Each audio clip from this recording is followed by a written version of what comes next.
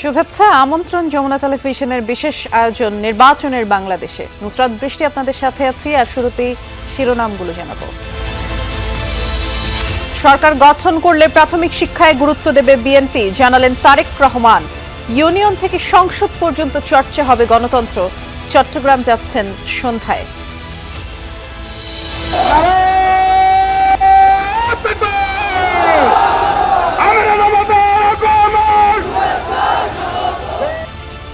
গাইবান্ধা বগুড়ায় জামায়াত আমিরের সমাবেশ, বললেন বেকার ভাতা নয়, তরুণদের কর্মক্ষম করাই লক্ষ্য। আমরা প্রত্যেকটা হাতে কাজ তুলে দিয়ে সম্মানের হাত বানাতে চাই। তরুণ তরুণী যুবক যুবতীদের জন্য আগামীর স্বপ্ন বাস্তবায়নের হাত হিসাবে তাদেরকে গড়ে তুলতে চাই। রংপুরে আবু সাইদের কবর জিয়ারত। নির্বাচনে পরিবেশ ফিরে আসায় ভোট দিতে যাবে মানুষ, আশা এনসিপি আহ্বায়কের। মিথ্যা আশ্বাসে বিভ্রান্ত না হওয়ার আহ্বান। ফ্যামিলি কার্ড, কৃষক কার্ড ইত্যাদির নামে ভোট কেনার এক ধরনের কৌশল তারা আসলে অবলম্বন করতেছে। মানুষ আসলে এটাতে আসলে রেসপন্স করতেছে না। দেশ জুড়ে ত্রয়োদশ জাতীয় সংসদ নির্বাচনের জমজমাট প্রচারণা, কর্মী সমর্থকদের নিয়ে পথসভা, গণসংযোগ, লিফলেট বিতরণ। নতুন বাংলাদেশ বিনির্মাণে ভোট প্রার্থনা। বাংলাদেশের মানুষ খুব ভালো করে জানে বিএনপি হচ্ছে বাংলাদেশের স্বাধীন সার্বভৌম বাংলাদেশের পক্ষের প্রধান শক্তি। ধানের শীষের পাশে দাঁড়ান। ধানের শীষ আপনাদেরকে সুরক্ষা দেবে, ধানের শীষ আপনাদের পাশে দাঁড়াবে, নিরাপত্তা দেবে ইনশাআল্লাহ। ময়মনসিংহ সদর আসনের শহর গ্রামের বৈষম্য দূর করার প্রতিশ্রুতিতে প্রার্থীদের দৌড়ঝাঁপ। খুলনার সার্বিক উন্নয়নে যারা ভূমিকা রাখবেন তাদের এগিয়ে রাখছেন ভোটাররা।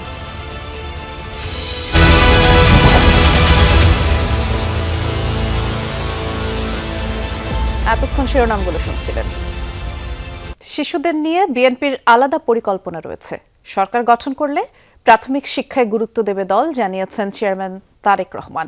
দুপুরে রাজধানী গুলশানে বিচারপতি শাহাবুদ্দিন পার্কে আমার ভাবনায় বাংলাদেশ রিলস মেকিং প্রতিযোগিতায় বিজয়ীদের সাথে মতবিনিময় করেন তিনি। বিএনপি চেয়ারম্যান বলেন, শিশুদের জন্য পড়াশোনা যেন একঘেয়ে না হয়ে মজার হয়, সেই পদক্ষেপ নেওয়া হবে। শিক্ষা ব্যবস্থায় শিক্ষার্থীদের পোষা প্রাণী পালন অন্তর্ভুক্ত করার চিন্তাভাবনা রয়েছে বলেও জানান তারেক রহমান। মতবিনিময়ে তিনি আরও বলেন, গণতন্ত্রের চর্চা করতে হবে ইউনিয়ন পরিষদ নির্বাচন থেকে সংসদ পর্যন্ত। মনোরল দিয়ে ঢাকার সব অঞ্চলকে যুক্ত করার পরিকল্পনার কথাও জানান বিএনপি চেয়ারম্যান। আর বিদেশে জনশক্তি রফতানিতে যথাযথ প্রশিক্ষণের ব্যবস্থা করার অঙ্গীকারও দেন তিনি। এ সময় সাইবার বুলিং কমাতে সামাজিক ও পারিবারিকভাবে সচেতন হওয়ার আহ্বান জানান তারেক রহমানের কন্যা জাইমা রহমান।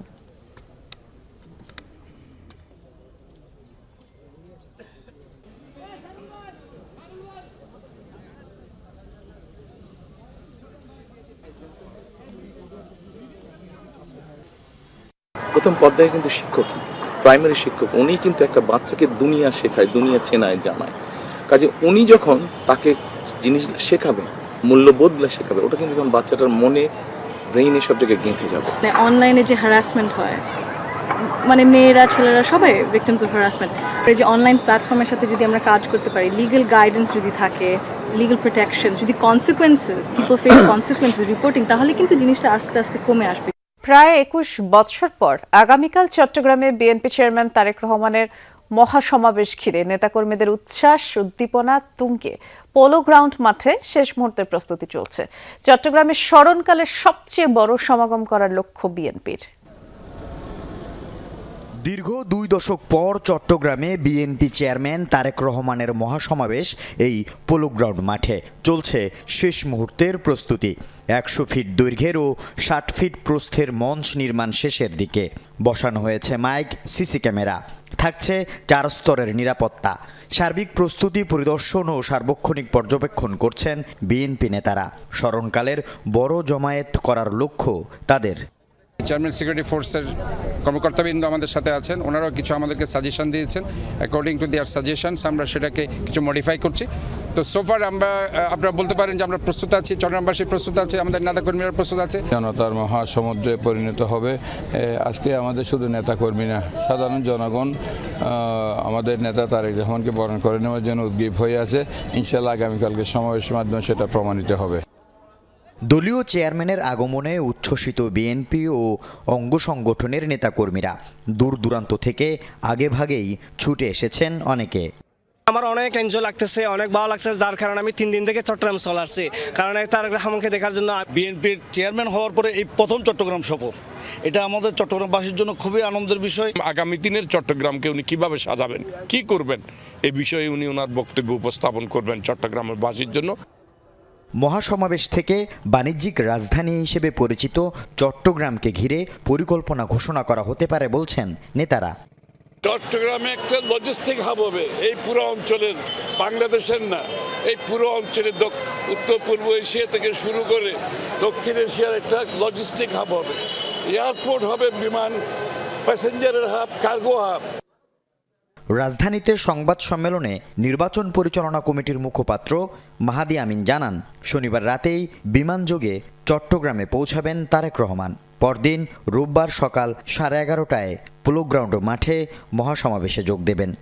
বিমানযোগে চট্টগ্রামে পৌঁছাবেন এবং সেখানেই রাত্রি যাপন করবেন। আগামীকাল অর্থাৎ 25শে জানুয়ারি সকাল 9:30 স্থানীয় একটি হোটেলে তিনি বিভিন্ন বিশ্ববিদ্যালয়ের 300 জন শিক্ষার্থীদের নিয়ে ইউথ পলিসি টকে অংশগ্রহণ করবেন। আল আমিন শিকদার, যমুনা নিউজ। বিএনপির ঘাঁটি হিসেবেই পরিচিত ফেনী। এখান থেকেই 5বার সংসদ সদস্য নির্বাচিত হন বেগম খালেদা জিয়া। প্রায় 2 দশক পর নানা বাড়ির এই জেলায় কাল সফর করবেন তারেক রহমান। নেতাকর্মীদের মধ্যে তাই উৎসবের আমেজ বিরাজ করছে। সাধারণ মানুষ বলছেন নানা প্রত্যাশার কথা। সবশেষ 2006 সালে ফেনী সফর করেছিলেন তারেক রহমান। বিএনপির সবশেষ জনসভায় এই মাঠেই বক্তব্য দিয়েছিলেন দলটির প্রয়াত চেয়ারপারসন বেগম খালেদা জিয়া। সেই ফেনী সরকারি পাইলট মাঠে 2 দশক পর যাচ্ছেন তারেক রহমান। রাজনীতির ভাষায় এই সফর যতটা গুরুত্বপূর্ণ, আবেগের দিক থেকে তার চেয়েও বেশি। আমরা আশা করি এই শূন্যতা আমাদের পরমাত্মীয়, যিনি এই মুহূর্তে আমাদের দলের চেয়ারম্যান দেশনায়ক তারেক রহমান, উনি আমাদের এই শূন্যতা পূরণ করবেন। আমাদের প্রাণ দেশনায়ক তারেক রহমান 25শে জানুয়ারি আসছে, তো ইনশাআল্লাহ আমরা সুশৃঙ্খলভাবে আমাদের এই জনসভা জনস্রোতে রূপ নেবে ইনশাআল্লাহ। তারেক রহমানের সফরকে ঘিরে ফেনী শহর থেকে প্রত্যন্ত গ্রাম পর্যন্ত ছড়িয়ে পড়েছে উৎসাহ উদ্দীপনা। তাকে বরণের প্রস্তুতি নিচ্ছেন নেতাকর্মীরা। বলছেন কেবল সাংগঠনিক সফর নয়, এটি ফেনী বিএনপির জন্য ঐতিহাসিক মুহূর্ত। আমরা তো আপ্লুত। তারেক রহমান মানে আমাদের অনুভূতি সবচেয়ে বেশি। আমরা তো বাংলাদেশের সবচেয়ে জনপ্রিয় নেতা এই মুহূর্তে। ফেনীর প্রান্তিক মানুষ জনাব তারেক রহমান সাহেবকে আমরা বরণ করব শ্রদ্ধার সাথে, সম্মানের সাথে, আবেগের সাথে। একটি মেডিকেল কলেজ ও বিশ্ববিদ্যালয়ের চাহিদা এই জনপদের মানুষের দীর্ঘদিনের। সরকার গঠন করতে পারলে এসব বাস্তবায়নের দাবি থাকবে তারেক রহমানের কাছে। তারেক রহমান প্রধানমন্ত্রী হলে যাতে আমাদের ফেনীতে একটা মেডিকেল কলেজ, একটা বিশ্ববিদ্যালয় হয়, সেই প্রত্যাশা রইল।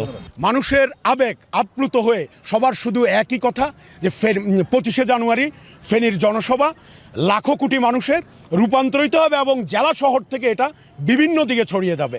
বিএনপি নেতারা বলছেন ফেনী পাইলট হাই স্কুল মাঠে 25 জানুয়ারি তারেক রহমানের সমাবেশে জনস্রোত সৃষ্টি হবে। বেগম খালেদা জিয়ার স্মৃতি বিজড়িত এলাকায় ফেনী, আবার শহীদ রাষ্ট্রপতির অনেক স্মৃতি এই ফেনীর মানুষের সাথে জড়িত। উনি স্বাধীনতা যুদ্ধ এলাকাতে যুদ্ধ করেছিলেন। সবকিছু মিলে তারেক রহমান এবং ফেনী সফর আমাদের কাছে অনেক গুরুত্বপূর্ণ। নেতাকর্মীরা বলছেন আগামীর সমৃদ্ধ ফেনী গড়তে তারেক রহমানের এই সফর বড় ভূমিকা রাখবে। এখানকার নেতাকর্মীরা যেটি প্রত্যাশা করছেন, খালেদা জিয়া যেরকম তাদের আগলে রেখেছেন, তারেক রহমানও সেরকম আগলে রাখবেন। আরিফুর রহমান, যমুনা নিউজ, ফেনী। প্রায় 2 দশকেরও অধিক সময় পর কুমিল্লায় যাচ্ছেন বাংলাদেশ জাতীয়তাবাদী দলের চেয়ারম্যান তারেক রহমান। দীর্ঘ 21 বছর এই সময়ের ভেতর দিয়ে গেছে রাজনীতির বহু চড়াই উতরাই, আন্দোলন, মামলা, নির্যাতন, নির্বাসন আর নেতৃত্বের কঠিন বাস্তবতা। অবশেষে প্রিয় নেতাকে কাছে থেকে দেখবে এবং তার কথাও শুনবে এই অঞ্চলের মানুষ। তাই নেতাকে বরণের প্রস্তুতি চলছে। 25 জানুয়ারি সন্ধ্যায় কুমিল্লা সদর দক্ষিণ উপজেলার ফুলতলী মাঠে আসছেন বিএনপি চেয়ারম্যান তারেক রহমান। তাই চলছে মঞ্চ প্রস্তুতির কাজ। সবশেষ 2000 সালের শুরুর দিকে কুমিল্লা এসেছিলেন তারেক রহমান। এরপর সময় বদলেছে দেশের রাজনৈতিক প্রেক্ষাপট। দীর্ঘদিন মাঠের রাজনীতি থেকে দূরে থাকা প্রিয় নেতাকে কাছে পাওয়া যাবে, তাই উচ্ছ্বসিত এই অঞ্চলের নেতাকর্মীরা। আশা করি 25শে জানুয়ারি আমাদের সুয়াগাজী এই মাঠে এনে আপনারা দেখবেন লাখো মানুষের জনতা এখানে উপস্থিত হবে, মা বোনেরা সবাই উপস্থিত হবে। প্রত্যাশা উনি আগামীতে আমাদের এই সুয়াগাজী মাঠে এসে আমাদের কুমিল্লার দিকে উনি সুনজরে তাকাবে এবং আমাদের কুমিল্লাকে উনি বিভাগ বাস্তবায়ন করে দিবে। বিগত সময়গুলোতে দলীয় নেতাকর্মীদের বিরুদ্ধে মামলা, গ্রেপ্তার, রাজনৈতিক কর্মসূচিতে বাধা সবই ছিল নিত্যদিনের বাস্তবতা। তবুও দলকে ঐক্যবদ্ধ রাখতে দূর থেকেই নেতৃত্ব দিয়েছেন তারেক রহমান। এদিকে কুমিল্লার বিএনপির রাজনীতিতেও এসেছে পরিবর্তন। নেতৃত্বের নতুন মুখ, সংগঠনে ভাঙন আর পুনর্গঠনের চেষ্টা, সব মিলিয়ে তারেক রহমানের এই সফরকে ঘিরে নেতাকর্মীদের মধ্যে বাড়তি আগ্রহ ও প্রত্যাশা। মানুষের মধ্যে ঈদের আমেজ বয়ে যাচ্ছে। আমরা প্রতীক্ষায় আছি আমাদের নেতাকে বরণ করে নেওয়ার জন্য। কুমিল্লার সর্বস্তরের মানুষের প্রত্যাশা থাকবে আগামীর প্রধানমন্ত্রী জনাব তারেক রহমানের কাছে কুমিল্লা বিভাগ বাস্তবায়ন। আমরা সকলের দাবি থাকবে দেশনায়ক জনাব তারেক রহমানের সমাবেশ সফল করার জন্য ইতিমধ্যে আমরা কুমিল্লা মহানগর বিএনপি ও অঙ্গ সংগঠন সমূহ আমরা আমাদের সকল প্রস্তুতি সম্পন্ন করেছি। স্লোগান, বক্তব্য সব জায়গায় আমরা তারেক সাহেবের আগমনের বার্তা সাধারণ মানুষের মাঝে পৌঁছে দেব এবং সাধারণ মানুষকে আসার জন্য উদ্বুদ্ধ করব।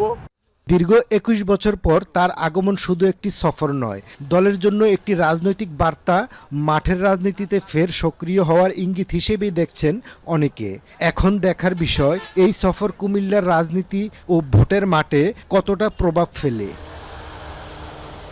খোকন চৌধুরী, যমুনা নিউজ, কুমিল্লা। দেশের তরুণ সমাজকে বেকার ভাতা না দিয়ে কর্মক্ষম করে তোলা হবে বলে জানিয়েছেন জামায়াতের আমির ডাক্তার শফিকুর রহমান। সকালে গাইবান্ধার পলাশবাড়ী পাইলট উচ্চ বিদ্যালয় মাঠে নির্বাচনী জনসভায় কথা বলেন তিনি। জামায়াত আমির যুবকদের প্রত্যাশিত নতুন বাংলাদেশ গড়তে গণভোটে হ্যাকে জয়যুক্ত করার আহ্বান জানিয়ে বলেন, কারো লাল চক্ষুকে ভয় পায় না জামায়াত। প্রতিবেশী কোনো দেশের আধিপত্যবাদ বরদাস্ত করা হবে না। আরও বলেন, দেশের আকাশে এখনও কালো ছায়া দেখা যাচ্ছে। আগামী নির্বাচনে সেই কালো ছায়া দূর করতে সবাইকে ঐক্যবদ্ধ থাকার আহ্বান জানান জামায়াত আমির। পরে দুপুরে বগুড়ায় বিভিন্ন স্থানে পথসভা করেন তিনি। বলেন, দেশের সার্বভৌমত্ব সমুন্নত রাখা হবে। যে প্রতিশ্রুতিগুলো জামায়াত দিয়েছে তা ক্ষমতায় গেলে বাস্তবায়ন করা হবে। আমরা ভয় করি শুধু আল্লাহ রাব্বুল আলামিনকে। কোন আধিপত্যবাদের ছায়া বাংলাদেশে আমরা দেখতে চাই না। আমরা প্রতিবেশীদেরকে আমাদের প্রতিবেশী হিসাবে দেখতে চাই। আমরা কারো উপর খবরদারি করতে চাই না, আর কেউ এসে 56,000 বাংলাদেশের উপর খবরদারি করুক তাও দেখতে চাই না।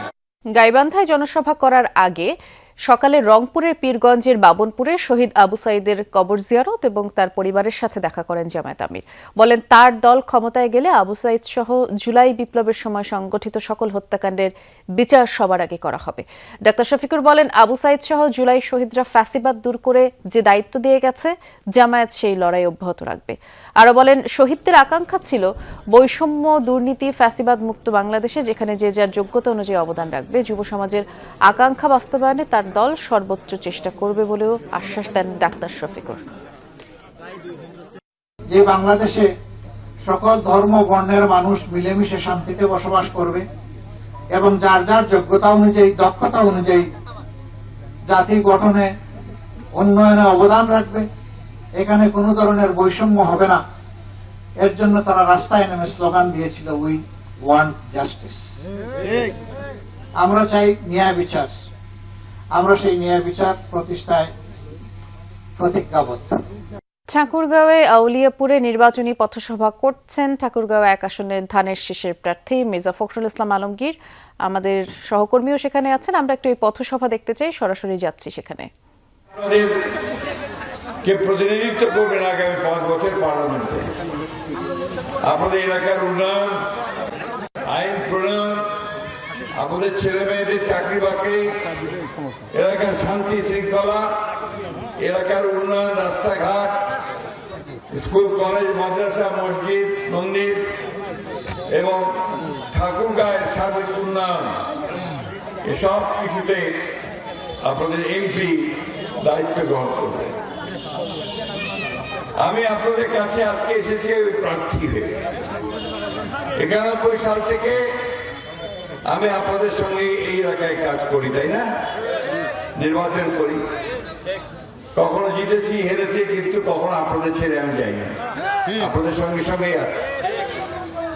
এই সুকানপুকুরি এলাকাটা 91 সালে আমি যখন নির্বাচন করি তখন এটা আসলে সুকানপুকুরি ছিল, সুকান ছিল। আপনাদের কৃষিকাজ ভালো হইতো না, পানি ছিল না, পানি পাওয়া যেত না, রাস্তাঘাট ছিল না, একেবারেই আপনার যাতায়াত অযোগ্য ছিল। সেই সুকান পুকুরিকে আমরা ঠাকুরগাঁও 1 আসনের ধানের শীষের প্রার্থী মির্জা ফখরুল ইসলাম আলমগীর, তিনি তার নির্বাচনী প্রচারণায় একটি পথসভায় কথা বলছিলেন, সরাসরি দেখাচ্ছিলাম আমরা সেটি।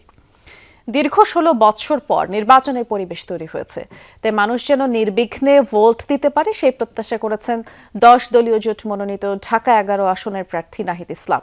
সকালে রাজধানীর ভাটারা এলাকায় তিনি গণসংযোগ শুরুর আগে দাবি করেন প্রচারণায় আচরণবিধি লঙ্ঘন করেছে একটি দল। ফ্যামিলি কার্ডের মাধ্যমে ভোট কেনার কৌশল অবলম্বন করা হচ্ছে, এমন আশ্বাস দেওয়া হচ্ছে যা বাস্তবায়িত হওয়ারও সম্ভাবনা নেই। এসব আশ্বাসে জনগণকে বিভ্রান্ত না হওয়ার আহ্বান জানান এনসিপির আহ্বায়ক। নাহিদের দাবি, বিভিন্ন এলাকায় ভোটারদের মাঝে ভয়ভীতি ছড়ানো হচ্ছে, কোনোভাবেই ভোটারদের ভীত না হওয়ার আহ্বান জানান তিনি। আমরা দেখছি বিভিন্ন এলাকায়, ইভেন আমার এলাকাতেও এক ধরনের ভয়ের পরিবেশ তৈরি করে রাখা হয়েছে এখানে, এবং এখানে কোনো ধরনের আচরণবিধি এর আগেও মানা হয়নি, এখনও মানা হচ্ছে না। ফ্যামিলি কার্ড, কৃষক কার্ড ইত্যাদির নামে ভোট কেনার এক ধরনের কৌশল তারা আসলে অবলম্বন করতেছে। মানুষ আসলে এটাতে আসলে রেসপন্স করতেছে না। তৃতীয় দিনের মতো সারা দেশে চলছে প্রার্থীদের প্রচারণা। সকাল থেকেই মাঠে নামেন প্রার্থীরা, কর্মী সমর্থকদের নিয়ে নির্বাচনী এলাকায় ভোটারদের কাছেও যাচ্ছেন তারা, নানান প্রতিশ্রুতি দিচ্ছেন। বিরামহীন পথসভা, গণসংযোগ, লিফলেট বিতরণ, উঠান বৈঠক করছেন বিভিন্ন দলের প্রার্থীরা। এর পাশাপাশি জনসংযোগে ব্যস্ত সময় কাটছে স্বতন্ত্র প্রার্থীদেরও। নতুন বাংলাদেশ বিনির্মাণে ভোট প্রার্থনা করছেন তারা। দরজায় কড়া নাড়ছে ত্রয়োদশ জাতীয় সংসদ নির্বাচন। জোরে সোরে শুরু হয়েছে প্রচারণা। সময় যত গড়াচ্ছে ততই বাড়ছে প্রতিশ্রুতির পাল্লা। শহর থেকে গ্রামের হাটবাজার, চায়ের আড্ডায় ভোটের সমীকরণ মেলাচ্ছেন ভোটাররা। ঠাকুরগাঁও 1 আসনে নির্বাচনী পথসভায় যোগ দেন মির্জা ফখরুল ইসলাম আলমগীর। বলেন, বিএনপি পরীক্ষিত দল, ক্ষমতা এলে এলাকার আর্থসামাজিক উন্নয়ন ও বেকারত্ব সমস্যা কমাতে কাজ করার অঙ্গীকার করেন বিএনপি মহাসচিব। নিজের শক্তি যদি বজায় রাখতে চান, নিজের অধিকার যদি বজায় রাখতে চান, তাহলে ধানের শীষের পাশে দাঁড়ান। ধানের শীষ আপনাদেরকে সুরক্ষা দেবে, ধানের শীষ আপনাদের পাশে দাঁড়াবে, নিরাপত্তা দেবে ইনশাআল্লাহ। চট্টগ্রাম 11 আসনে নির্বাচনী প্রচারণায় আমির খসরু মাহমুদ চৌধুরী বলেন, স্বৈরাচার বিদায় করে স্বাধীন দেশ গড়ার দল বিএনপি। কোনো বিদেশি শক্তির সহায়তায় ক্ষমতায় যাবেন না তারা। স্বৈরাচারদের বিদায় করে স্বাধীন সার্বভৌম দেশ গড়ার দল হচ্ছে বিএনপি। বহিঃশক্তির যাদের অভ্যাস আছে তাদের মাঝে এই সমস্ত চিন্তা আসতে পারে, বিএনপির তো প্রয়োজন নাই। খুলনায় ভৈরব নদের উপর দ্বিতীয় সেতু নির্মাণ, নদী ভাঙন রোধ ও টেকসই বেড়িবাঁধ নির্মাণ, বন্ধকৃত পাটকল চালু সহ 74 দফা নির্বাচনী ইশতেহার ঘোষণা করেছেন খুলনা 4 আসনে বিএনপি মনোনীত প্রার্থী আজিজুল বারী হেলাল। যে ভৈরব নদী, এই নদীর উপর দ্বিতীয় সেতু নির্মাণ করে খুলনা শহরের সঙ্গে রূপসা, তেরোখাদা ও দিঘলিয়া উপজেলার সরাসরি যোগাযোগ স্থাপন করা হবে। অসমাপ্ত নগরঘাট ও রেলিঘাট সেতু নির্মাণ কাজ সম্পাদন করা হয়ে রূপসা ভৈরব নদীর উপরে প্রথম সেতু নির্মাণ করা হবে। ফেনী 3 আসনে নির্বাচনী প্রচারণা চালিয়েছেন বিএনপির ভাইস চেয়ারম্যান আব্দুল আওয়াল মিন্টু। অপরদিকে ফেনী 2 এর উন্নয়নে বিভিন্ন অঙ্গীকার দেন জামায়াত সমর্থিত প্যানেল প্রার্থী এবি পার্টির চেয়ারম্যান মুজিবুর রহমান মঞ্জু। আমি মনে করি আমাদের দলের যে সমর্থক, আমাদের দলের যেই নেতাকর্মী আছে, কোন দল বাংলাদেশে আমাদেরকে কেন্দ্রে অন্যায়ভাবে কোনো প্রভাব বিস্তার করতে পারবে না। আমরা বিভিন্ন জায়গায় শুনছি নানা ধরনের ভয়ভীতি দেখানোর চেষ্টা করা হচ্ছে। আমার খুব আফসোস লাগে, শেখ হাসিনার চাইতে বড় ভয়ভীতি কি দেখানোর সামর্থ্য আর কারো আছে? ভোলা 1 আসনে গণসংযোগ করেছেন বিএনপি জোটের প্রার্থী বিজেপির চেয়ারম্যান ব্যারিস্টার আন্দালিব রহমান পার্থ। ভোলার মাটি ভোলাবাসীর ঘাঁটি। আমরা কোনো মারামারি, সকল ভেদাভেদ ভুলে আমি একটা জিনিসে আহ্বান করব, আসুন আমরা ভোলাটাকে করি। ভোটের মাঠে সরব দাঁড়িপাল্লার প্রার্থীরাও। কক্সবাজার 2 আসনে জামায়াত প্রার্থী হামিদুর রহমান আজাদ চষে বেড়াচ্ছেন নির্বাচনী এলাকা। বিপুল পরিমাণ সাড়া জেগেছে এখানে। এই দৃশ্য আমার জানা মতে সারা বাংলাদেশের। এই অবস্থায় যদি নির্বাচন বানচালের ষড়যন্ত্র করা হয় বা নির্বাচনকে অনিশ্চিত করা হয়, তাহলে দেশ এবং দেশের জনগণ এটা মেনে নেবে না এবং এটা প্রতিহত করবে। ফরিদপুর 3-এ গণমিছিল করেছেন জামায়াত প্রার্থী ও দলের কেন্দ্রীয় শুরা সদস্য প্রফেসর আব্দুল তাওব। এই ফরিদপুর অত্যন্ত প্রাচীন একটা জেলা, অথচ এই জেলায় যে উন্নয়ন দরকার ছিল, যে উন্নতির প্রয়োজন ছিল, আমরা সে উন্নতি এখনো দেখতে পাইনি। ব্যস্ত সময় কাটছে স্বতন্ত্র প্রার্থীদেরও। ব্রাহ্মণবাড়িয়ায় নিজ নির্বাচনী এলাকায় ভোটারদের কাছে ভোট প্রার্থনা করেন ব্যারিস্টার রুমিন ফারহানা।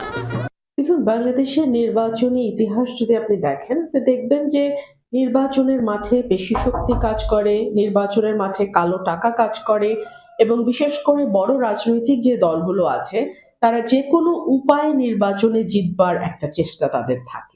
এখনো পর্যন্ত নির্বাচনী পরিবেশ নিয়ে সন্তুষ্টি প্রকাশ করেছেন বেশিরভাগ প্রার্থী। জারিন অর্নি, যমুনা নিউজ। আমরা একদম মাঠ পর্যায়ে যে নির্বাচনী প্রচারণা চলছে সেই খবরগুলো আপনাদেরকে জানাবো। সহকর্মীরা অপেক্ষা করছেন। শুরুতে যাচ্ছি মানিকগঞ্জে, সহকর্মী বিএম খোরশেদ আছেন সেখানে। খোরশেদ, আপনি এখন এই মুহূর্তে কোন প্রার্থীর প্রচারণার সাথে রয়েছেন, কেমন দেখছেন তার প্রচারণা, কোন কোন এলাকায় গণসংযোগ করছে জানাবেন। আমাদের যুব সমাজকে নির্মমভাবে পাখির মতো গুলি করেছে সেই স্বৈরাচার হাসিনা থেকে বাংলাদেশটাকে মুক্ত যিনি করেছে সেই বিপ্লবী তারেক রহমানের বার্তাটা কি? তাহলে এবার আপনাদের কাছে আমার প্রশ্ন, প্রচারণায় আমরা যে বিষয় বিগত যে বিভিন্ন শাসন সেগুলো আসলে এবং এই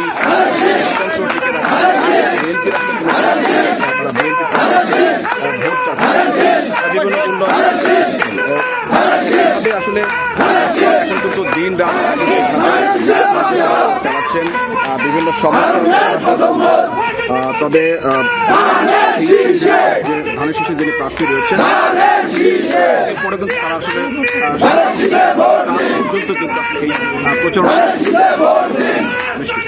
প্রচারণা সেখানে আসলে স্লোগান চলছিল, যার জন্য আপনার কথা ঠিকভাবে শুনতে পাওয়া যায়নি। খোরশেদ, তাও ধন্যবাদ যুক্ত হবার জন্য। আমরা একটু নেত্রকোনায় যাব, আমাদের সহকর্মী কামাল হোসাইন অপেক্ষা করছেন আমাদের জন্য। কামাল, নেত্রকোনায় প্রার্থীরা সকাল থেকেই প্রচারণা চালাচ্ছেন এবং একদম প্রচারণার শুরুর দিন আমরা কিছুটা উত্তপ্ত পরিবেশ নেত্রকোনা 3 আসনের খবরও জানিয়েছিলাম। নির্বাচনী পরিবেশ নিয়ে আসলে প্রার্থীরা কি বলছেন জানাবেন। এখানে বৃষ্টি নেত্রকোনার পাহাড়টা উপজেলার সাউথা এলাকায় একটি জনসভা চলছে, যেখানে দানের শীষের প্রার্থী প্রচারণা চালিয়েছেন। একটি উঠান বৈঠক, এখানে নারীদেরকে নিয়ে, গ্রামের নারী যারা আছেন নারীদেরকে নিয়ে এখানে বৈঠক হচ্ছে। ব্যতিক্রম বিষয় হচ্ছে যে আমরা অন্য কোনো নির্বাচনে কিন্তু নারীদের এই বিষয়গুলো আমরা দেখিনি, যদিও এই নির্বাচনে সরাসরি নারীরা কিন্তু জেগে উঠেছে। গ্রামের যারা নারীরা আছে, নারী যারা আছে তারা কিন্তু এর মধ্যে তাদের প্রার্থী পছন্দের প্রার্থীর পক্ষে সরাসরি মুখোমুখি হয়েছেন এবং তারা তাদের দাবি দাওয়াগুলো একদম গ্রামের নারীদের দাবি দাওয়াগুলো প্রার্থীরা শুনছেন। এটা অন্যান্য সময়ের চেয়ে ব্যতিক্রম। আর যদি জানিয়ে রাখি যে নেত্রকোনার 5টি আসনের 26 জন প্রার্থী কিন্তু 5টি নির্বাচনী এলাকায় তারা প্রচারণা চালিয়েছেন এবং তারা পছন্দের প্রার্থীরা আসলে ভোটারদের কাছে যাচ্ছেন। তারা যাচ্ছেন যে দীর্ঘদিন ভোট কেন্দ্রে গিয়ে ভোট না দেওয়ার যে বিষয়গুলো সেগুলো ভুলে এখন কেন্দ্রে গিয়ে উৎসবমুখর পরিবেশে ভোট দেওয়ার যে আহ্বান সেটা প্রার্থীরা করছেন এবং প্রার্থীরাও নানান প্রতিশ্রুতি দিচ্ছেন যে তারা নির্বাচিত হলে আসলে কি করবেন এই ধরনের প্রতিশ্রুতি দিচ্ছেন এবং তাদের প্রতিশ্রুতি অনুযায়ী যে ভোটার যারা আছেন তাদের যে সমস্যা তুলে ধরছেন এবং জানাচ্ছেন। এই ছিল নেত্রকোনা থেকে সর্বশেষ। শুনছিলাম সেটি, ধন্যবাদ কামাল। সবশেষে আমরা খুলনায় যাব, সেখানকার নির্বাচনী প্রচারণার খবর জানাবেন আমাদের সহকর্মী শেখ আল এহসান। এহসান, আপনি শুনলেন মানিকগঞ্জ এবং নেত্রকোনায় দুজন ধানের শীষের যেই প্রার্থী তাদের যেই প্রতিশ্রুতি সেগুলো শুনছিলাম। একটু জানতে চাই এখানে খুলনায় ভোটারদের কি ধরনের প্রতিশ্রুতি দিচ্ছেন জামায়াতের প্রার্থী, আর ভোটাররাও এর প্রেক্ষিতে কি বলছেন তাও জানতে চাই। খুলনায় বেশ উৎসাহ উদ্দীপনার মধ্য দিয়ে নির্বাচনী প্রচারণা চলছে। সব প্রার্থীরাই বিভিন্ন তাদের সংসদীয় আসনগুলোতে নির্বাচনী প্রচারণা চালাচ্ছেন। আমি এখন আছি খুলনা 2 আসনে। খুলনা 2 আসনে জামায়াতের প্রার্থী শেখ জাহাঙ্গীর হোসেন হেলাল একটা পথসভা উঠান বৈঠক করছেন। এখানে তিনি এখন বক্তব্য রাখছেন। এসব বক্তব্যে তিনি তার এলাকার উন্নয়নের জন্য বিভিন্ন ধরনের প্রতিশ্রুতি দিচ্ছেন। কিভাবে খুলনা শহরের উন্নয়ন করা যায় সেসব বলছেন। এর পাশাপাশি জামাতের পক্ষ থেকে যেসব পদক্ষেপ পরবর্তীতে নেওয়া হবে সেসব কথাও তিনি বলছেন। এখানে বিপুল সংখ্যক মানুষ এসেছেন, তাদের সমর্থকরা এসেছেন, কাজ করছেন, নির্বাচনী প্রচারণা চালাচ্ছেন। একটা কথা বলতে চাই, খুলনার 6টি সংসদীয় আসনে 38 জন প্রার্থী প্রতিদ্বন্দ্বিতা করছেন।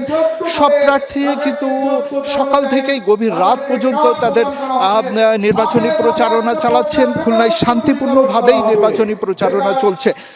এখনো পর্যন্ত কোথাও কোনো অভিযোগ বা কোনো অঘটনের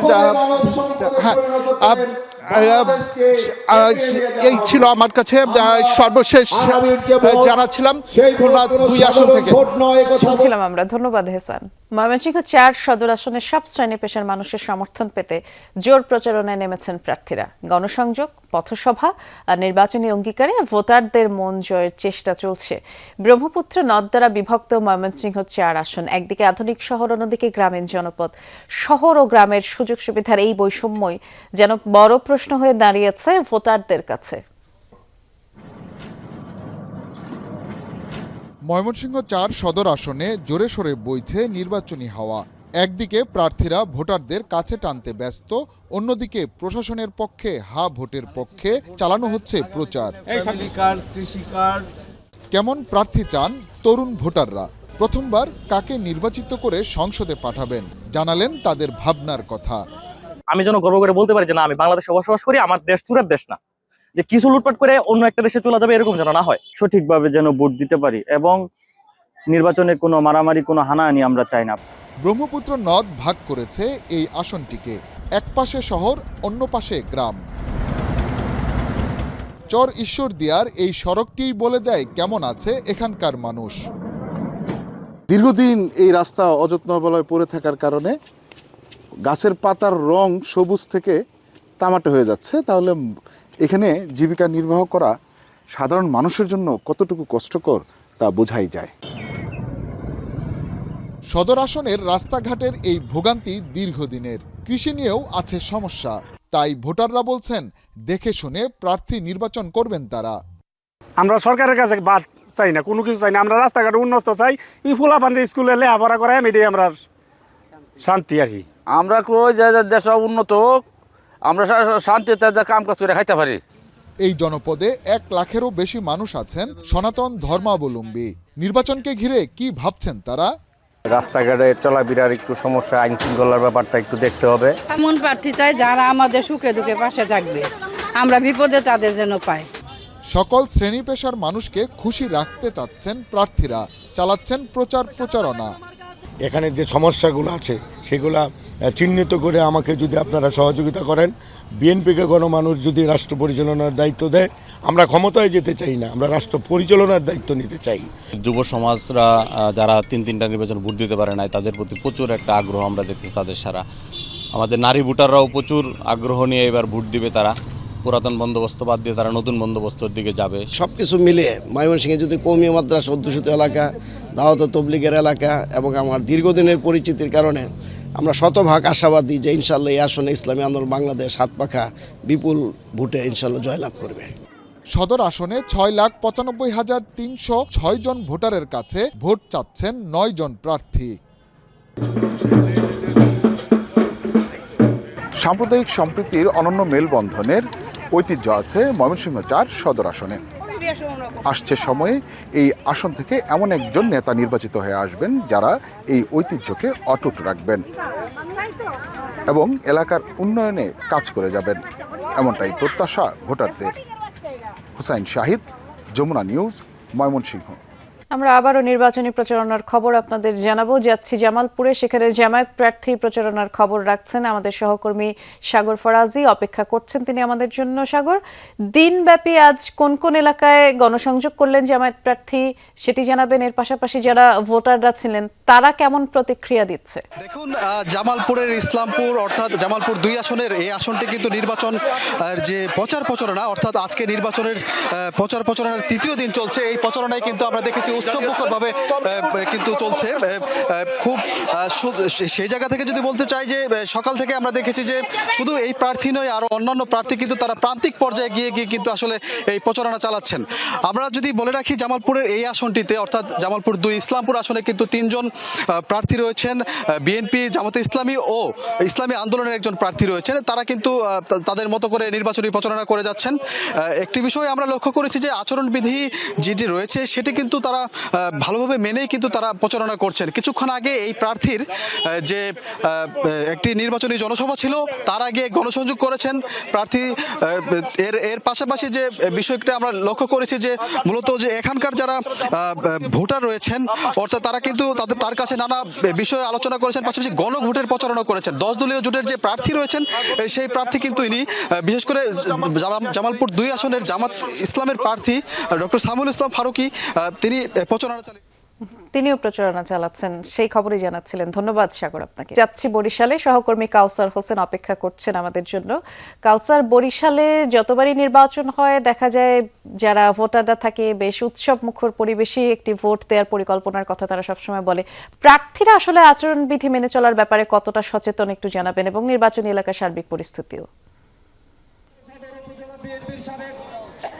বৃষ্টি, আসলে সকাল থেকেই যারা প্রার্থী হয়েছেন এবারে নির্বাচনে যেভাবে পারছেন তাদের প্রচারণা চালাচ্ছেন এবং ভোটারদের কাছে যাওয়ার চেষ্টা করছেন এবং বিভিন্ন প্রতিশ্রুতিও দিচ্ছেন। কেউ আকাশ কুসুম স্বপ্ন দেখাচ্ছেন, কেউ আবার বাস্তব ভিত্তিতে প্রতিশ্রুতি দিচ্ছেন এবং সেইভাবেই কিন্তু সকাল থেকে একেবারে রাত পর্যন্ত প্রার্থীরা তাদের প্রচারণা চালিয়ে যাচ্ছেন। এবারের জাতীয় সংসদ নির্বাচনে বরিশাল জেলার 6টি সংসদীয় আসনে 36 জন প্রার্থী রয়েছে এবং তারা কিন্তু তাদের মতো করে প্রচারণা করছেন এবং একজন প্রার্থী আর একজন প্রার্থীর বিরুদ্ধে কিন্তু অভিযোগ করেছেন। আসলে বিশেষ করে যারা তুলনামূলক দল, ছোট দল বা রাজনৈতিকভাবে কম শক্তিশালী তারা কিন্তু বড় দলের প্রার্থীদের বিরুদ্ধে আচরণবিধি ভঙ্গের অভিযোগ করে চলছেন এবং তারা বলছেন যে বিভিন্ন পদে পদেই যারা বড় দল রয়েছে, বড় দলের যারা প্রার্থী রয়েছেন তারা আসলে আচরণবিধি ভঙ্গ করছেন। যদিও নির্বাচন কমিশন এবং রিটার্নিং অফিসার আছেন তিনি জানিয়েছেন যে আসলে লিখিতভাবে যদি কোনো দল বা কোনো প্রার্থীর বিরুদ্ধে অভিযোগ দেয় সেক্ষেত্রে তারা আসলে ব্যবস্থা নিতে পারবেন। বৃষ্টি, বিস্তারিত জানাচ্ছিলেন, অনেক ধন্যবাদ কাউসার। এই পর্যায়ে যাচ্ছি লক্ষ্মীপুরে, সহকর্মী আনিস কবির অপেক্ষা করছেন। আনিস, আপনি কোন এলাকায় রয়েছেন, গণসংযোগের খবর জানাবেন সেখানকার।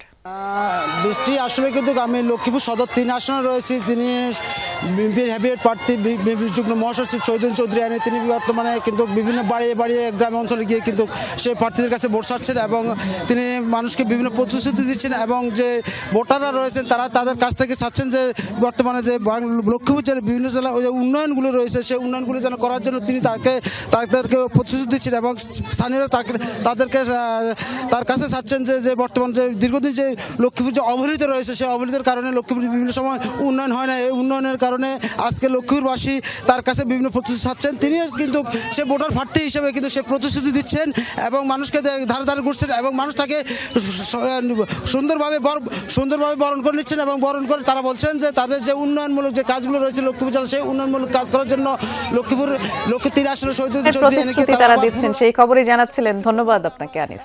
আর এই ছিল নির্বাচনের বাংলাদেশের আজকের আয়োজনে সাথে থাকার জন্য ধন্যবাদ। নিরাপদে থাকবেন।